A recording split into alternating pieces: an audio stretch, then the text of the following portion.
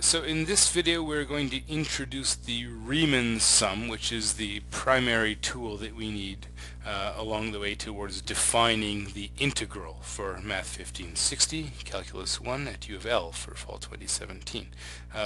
So what is the Riemann sum? Well, remember what we've been trying to do here. What we've been trying to do is approximate the area under a curve, and so the way we do that is we have here's our axes, here's our graph, and we're calculating the area from A to B. So A, B.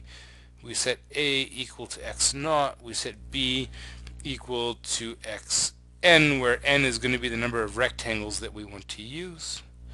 And then we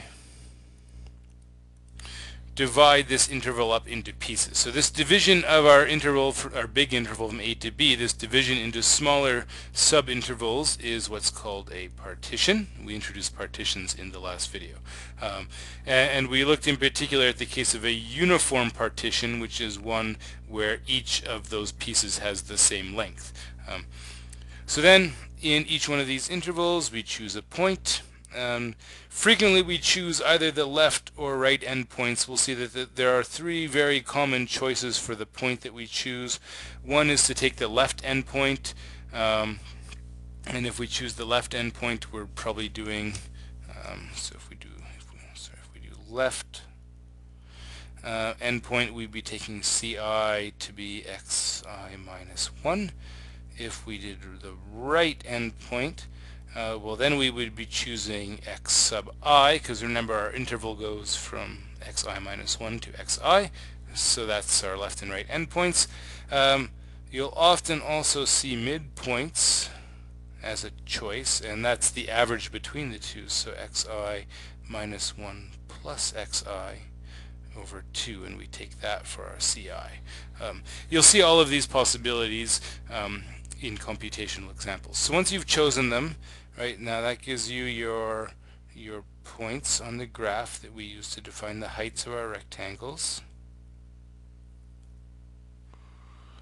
And then you construct each of your rectangles with the height given by the points that you've chosen. There you get area 1. Okay. 2. 3, 4, 5, and 6, right? So in this case we use 6 rectangles. So we calculate each of the area for each rectangle, and of course that's just given by base times height. So delta xi gives the base, f of ci gives the height, and then we add up the areas, right? So the total area is going to be approximately A1 up to A6. So this sum of rectangles, this sum of rectangle areas, this is what's called a Riemann sum. Okay, so here's the definition. So the Riemann sum, and now there are a number of things you have to choose before you get the Riemann sum. You need your function, you need your interval, you need a partition of that interval, and you also need to choose the points that you're using in each one of the subintervals to evaluate your function, right? So the Riemann sum is just the sum of these areas, right? This is A1, right?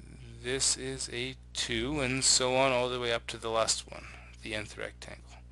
Right? So we're just adding up the areas of these rectangles.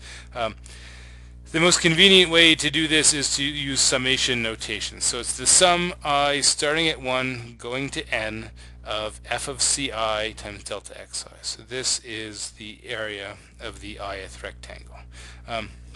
Now one other thing worth noting, up till now we've been thinking in terms of areas, and so we've always insisted that our function should be positive. This doesn't necessarily need to be the case when you're doing a Riemann sum. You could consider a function like this, right, where there are both negative and positive values, and then all that happens is that in some of the intervals you're choosing positive values for your rectangles, and maybe it's 0 there. It could even be 0, right? And in some of the intervals you're choosing negative values. And so when you construct your rectangles, some of them will contribute positive area, some of them will contribute no area at all, some of them will contribute negative values, right? And so we can think of this Riemann sum as you know, we can think of it this way, that this Riemann sum computes some sort of signed area, right? So parts of the graph that lie above the axis will contribute positive areas to the sum. Parts of the graph that lie below the axis will contribute negative areas to the sum, right? And we'll see that this is exactly what we want when we want to define integrals for functions in general. Maybe one way to think about it, if you're not comfortable thinking in terms of negative area, this kind of seems sort of strange. A good way to think about it is think in terms of velocity. Let's just kind of put this in as a side note, right? So note that for constant speed, right? If you have constant speed, if v is constant, a constant velocity, right? The distance traveled is going to be the speed that you're going times the length of time that you're traveling, right? Velocity times time gives distance. And so if you had kind of measurements of speed at various points in time over various intervals of time, you made one velocity measurement over each time interval, you can get some rough idea of distance traveled. And it might be that, you know, you're traveling one way over certain intervals and you're traveling the other way over other intervals, right? You're going forward sometimes, so your velocity is positive. You're going backwards in other intervals, so your velocity is negative, right? And so over some intervals you gain position, over some intervals you lose, and you want the total, right? You want to know where you end up at the end, and so it makes sense that you would want to keep track of these signs. Okay. One last thing to mention is that most of the time what we're doing, we look at these Riemann sums. We don't really worry too much about the choice of these points. We'll see that the choice of these CIs doesn't matter too much in the end. But for convenience, like I said, we often choose either the right endpoint or the left endpoint. If you're working with uniform partitions, these are usually the easiest ones to write down. But one of the things you can do if you kind of analyze things more carefully is, well, if you're dealing with a continuous function, then on every one of these subintervals you have a minimum value and you have a maximum value. That's guaranteed by the extreme value theorem. And if you choose the minimum on each one of your subintervals, then you get sort of the worst possible underestimate, right? So this is an underestimate for the true area. Think in terms of area again. This is kind of, you know, the worst possible underestimate. The upper sum, you're taking the maximum on each interval, so this is sort of your worst possible overestimate. And so of course the Riemann sum lies somewhere in between, and the other thing that lies somewhere in between once we define it is the integral. The integral is somewhere in between the upper sum and the lower sum.